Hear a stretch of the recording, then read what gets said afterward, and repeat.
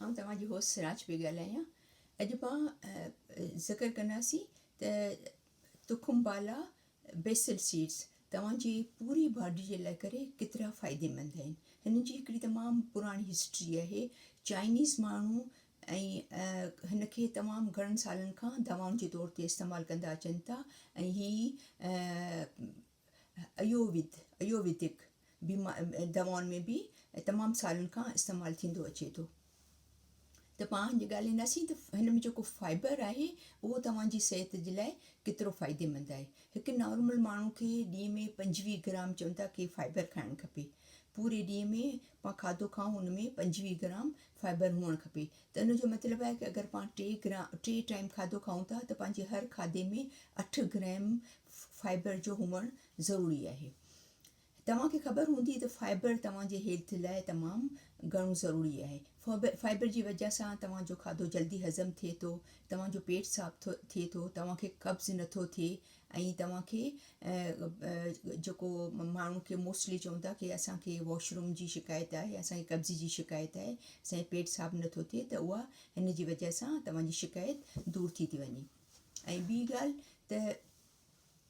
ॻाल्हि त इहो चवनि था त जेको रिसर्च आहे कि हिन में हिकिड़ो मादो थिए थो जेको तव्हांजी आंतुनि जे लाइ करे पंहिंजी जेको आंतूं आहिनि जंहिंमां पंहिंजो खाधो लंघे थो उन लाइ करे तमामु फ़ाइदेमंद आहे। जेको कॾहिं कॾहिं पंहिंजे आंतुनि में बैक्टीरिया थी था वञनि, जम्स थी था वञनि, जंहिंसां अॻियां हली कैंसर जी बीमारियूं बि कॾहिं कॾहिं पैदा थींदियूं, त उन्हनि जे लाइ करे ही तमामु घणो फ़ाइदे वारो आहे। ऐं ॿी ॻाल्हि त इहो तव्हांखे ॿुधी ताजुब थींदो त हिन जे रोज़ाना इस्तेमालु करण सां कि तव्हांजो जेको हिकिड़े गिलास में अगरि तव्हां हीअ विझी पियो था त तव्हांजो 25% जेको फाइबर जो जेको इनटेक आहे न उहो पूरो थी थो वञे। इन खे तव्हां अगरि हिकिड़ो गिलास हिन जो पीतो त इन जो मतिलबु आहे कि तव्हां 25% फाइबर यूज़ करे लाथो। ऐं ॿी ॻाल्हि त चवनि था कि हिन में हिकिड़ो मादो थिए थो जंहिंखे पेक्टिन चवनि था इंग्लिश में। उहो पेक्टिन जेको आहे उहो तव्हांखे अंदरि जॾहिं वञे थो त तव्हांखे फुल फील कराए थो। इन खे तव्हांखे महसूसु थिए थो कि असांजो पेट भरियल आहे, तव्हांखे बुख फ़ौरन नथी लॻे, बार बार तव्हांखे खाधो खाइण जी बुख नथी लॻे। न त ईअं थिए थो कि थोरी देरि खां पोइ पाण खे ईअं फील थिए थो कि पाण बुख लॻी आहे, पाण कुझु खाऊं, त उन में ईअं थिए थो कि पाण जेको अनहेल्दी शयूं बि खाई लाहियूं था। त हिन में इहो फ़ाइदो आहे कि तव्हांखे ही पेट भरियल इन सां तव्हांखे महसूसु थिए थो, जंहिंजी वजह सां तव्हांजो वेट लूज़ थियण में बि इलाही सुठा चांस थींदा। ऐं ॿी ॻाल्हि त ही तव्हांजी ब्लड शुगर खे कंट्रोल करे थो।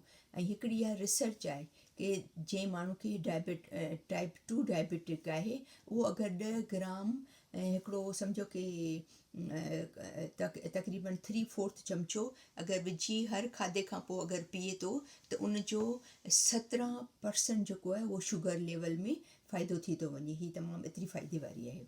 ऐं ॿी ॻाल्हि त अगरि हिकिड़ो उहो माण्हू जंहिंखे कोलेस्ट्रॉल जी अगरि आहे तकलीफ़ आहे, जीअं डॉक्टर्स चवंदा आहिनि त उनजी बॉडी में कोलेस्ट्रॉल वधी वियो आहे, चर्बी वधी वई आहे, त उहो अगरि ही 30 ग्राम रोज़ इस्तेमालु करे, महीनो अगरि हिन खे इस्तेमालु करे ॾींहं में 3 दफ़ा, त उहो महीने खां पोइ हुनजो 8% चर्बी जेको आहे, कोलेस्ट्रॉल जेको आहे उहो घटि थी थो वञे, 8%।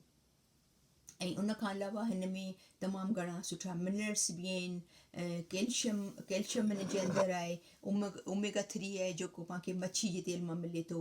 इहे सभु चीज़ूं फ़ाइदेमंद चीज़ूं आहिनि ऐं आसानी सां इस्तेमालु थिए थो, आसानी सां मिली थो वञे। त कोशिशि करियो हुनखे ज़्यादा खां ज़्यादा इस्तेमालु करियो ऐं जेको तव्हांजे सिहत लाइ तमामु घणो फ़ाइदे वारो आहे।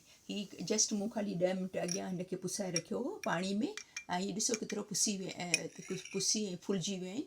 ऐं बसि इहो 10-15 मिंट अॻियां पुसाए ऐं पोइ हुनखे हीअ त मूं बसि तव्हांखे शो करण लाइ करे अधु गिलास नंढे गिलास में कई आहे, त हिकिड़े वॾे गिलास में हिकिड़ो वॾो चमिचो भरे ऐं बसि तव्हां हिनखे इस्तेमालु करियो। तव्हां हिनखे खीर में बि इस्तेमालु करियो था, खीर में बि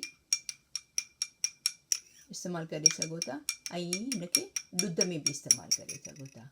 उमेद त मुंहिंजी अॼु जी वीडियो तव्हांखे पसंदि आई हूंदी ऐं तव्हां हिनखे लाइक कजो ऐं शेयर कजो ऐं सब्सक्राइब कजो। सब्सक्राइब करण सां ईअं थींदो की तव्हांखे मुंहिंजी हर वीडियो जेको आहे उहा मिलंदी रहंदी ऐं तव्हांखे उनखे तव्हां वॉच करे सघो।